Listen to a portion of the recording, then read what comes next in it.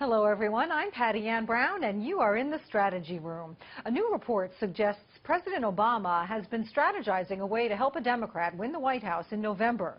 Obama reportedly worried about his legacy and fearing that a Republican successor could reverse many of his policies, including Obamacare. So how involved will the sitting president get in the 2016 race? Joining us now to weigh in are Ellen Ratner, a Fox News contributor and bureau chief at Talk Media News, and Charmaine Yoest, a former senior advisor to Mike Huckabee in his 2008 campaign. Welcome to both of you.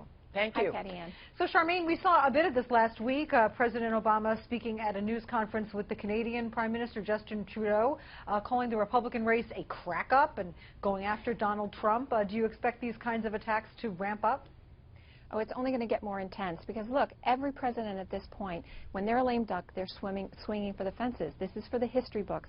Everyone recognizes that this will be the third term of Barack Obama if he's able to help get a Democrat in. Look, there's no love lost between him and Hillary Clinton, but he's going to do what it takes to be a help to her and not a hindrance. You know, the last time around at the midterm elections, he wasn't seen as much on the campaign trail because his negatives were so very high. But right now, his positives are higher than hers are. So, in fact, his positives have been trending upward. So that's part of the reason why you're seeing him become more involved. And as we have the whole spectacle of a Supreme Court nomination on the field over the summer, he's really going to be out there a lot, and he's going to be a definite presence. All right. The president has not endorsed a candidate for president yet. We have seen him get involved in some Senate races. Ellen, what do you think his strategy is here? Well, his strategy is to wait until the Democrats select somebody, and then he will get behind them 100%. By the way, I disagree. I think actually President Obama and Secretary Clinton do have a great deal of respect and admiration for each other. Well, yeah, you know, Charmaine, the word in Washington is the opposite of that. It's that President Obama and Hillary Clinton do not necessarily get along. There was friction back when she was Secretary of State. On the other hand, you hear people saying it's his Justice Department that's protecting her from indictment. Could you elaborate on their relationship? Well, it's a typical Washington relationship, right? You don't have to like each other to work together and to have collective interests that are going in the same direction.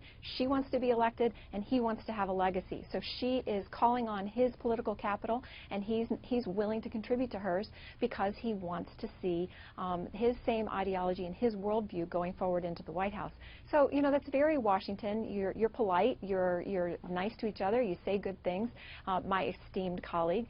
There's nothing unusual, but it is definitely true that they're not particularly close.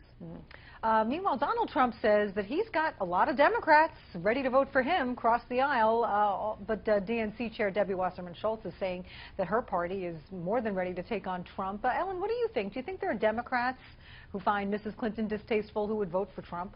Well, of course there are, as there are Republicans who find Donald Trump distasteful and would vote for Hillary Clinton. It goes both ways, and the polling actually has some people crossing over in both directions. I think it's up for grabs, and I certainly don't think that the third term of President Obama will be Hillary Clinton or Bernie Sanders. I think that, honestly, it will be who it is, and that person will make their own mark on the presidency if they get there. All right. Ellen, Charmaine, thank you both so much for joining us. Thank you. Thank you. And for complete coverage of the 2016 race, go to foxnews.com. I'm Patty Ann Brown. Thanks for watching.